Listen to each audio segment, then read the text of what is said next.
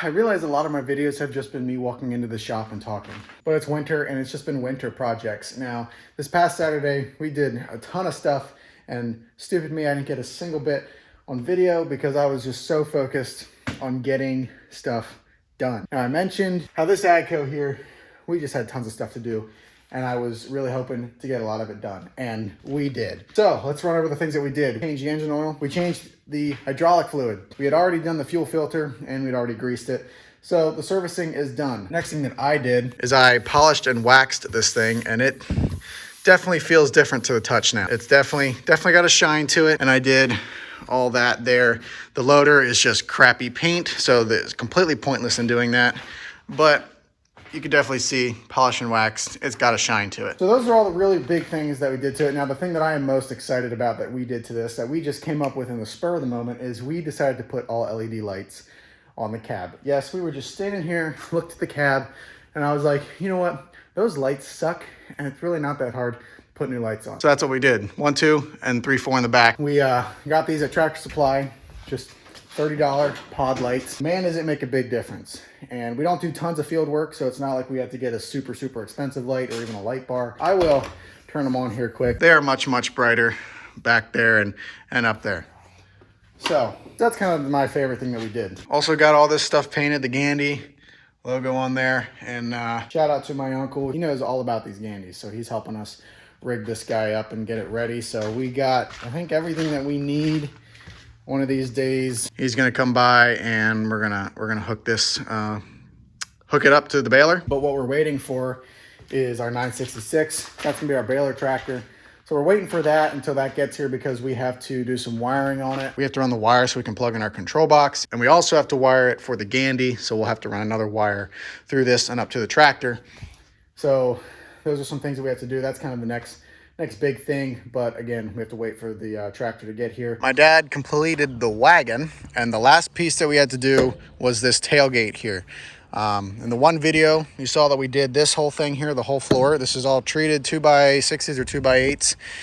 What we did is we actually put this flashing on these cross members here, because some of these were, they're good, but they're a little bit, yeah, they're just a little bit So we put some flashing on to kind of protect them maybe a little more.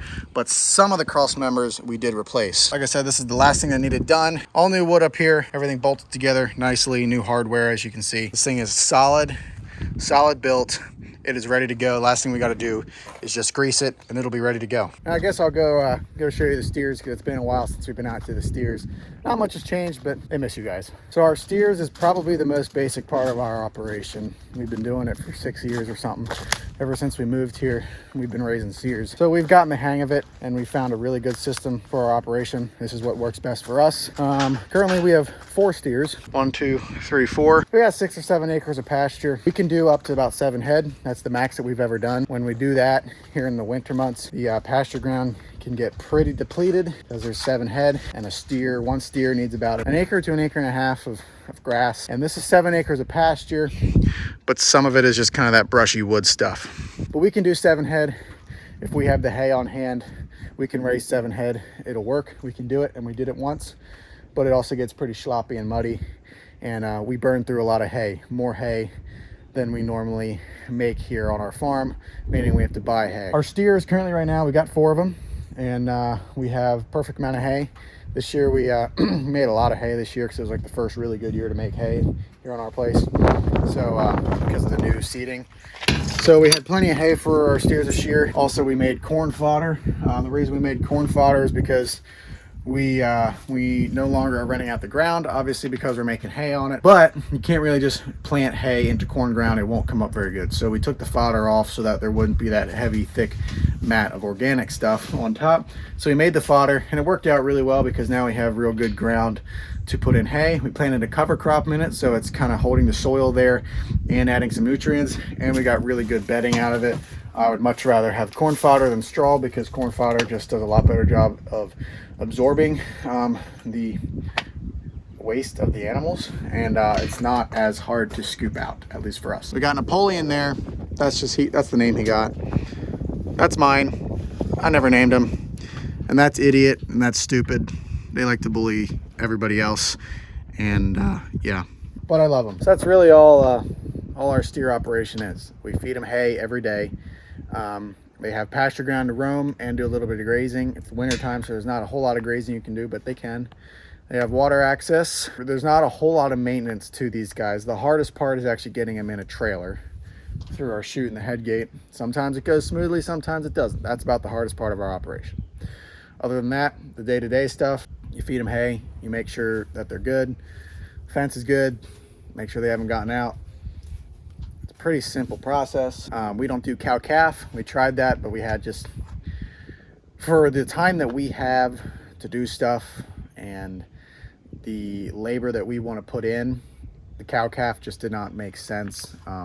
So we basically, what we do now is we buy 400, 500, 600 pound feeders and we raise them to about 900 to 1,000 pounds. It's roughly a 6-month turnaround maybe. It's the same profitability, if not better, than doing cow-calf. Napoleon right there, that guy, he was a calf. We had 1 cow on our farm, actually 2. The one had problems. That's why we don't do it anymore. It just wasn't working for us. But he came out of a good cow that we had, and we had a bull, and he was an accident. That's what we'll call him. He was an accident. We did not know he was coming. But he popped out a little over a year ago, like January 10th, 2021. And he's 500 pounds right now. It'll probably be the end of the year before he's ready to go. So that's what I'm saying. It's like a 2-year turnaround if you're doing a calf. For us, it doesn't make sense because then you really have to plan out ahead. And with ag markets the way they are and beef and everything, and it's so like this. Fortunately, we sell privately. We can kind of control our own price. We don't really, there's no middleman.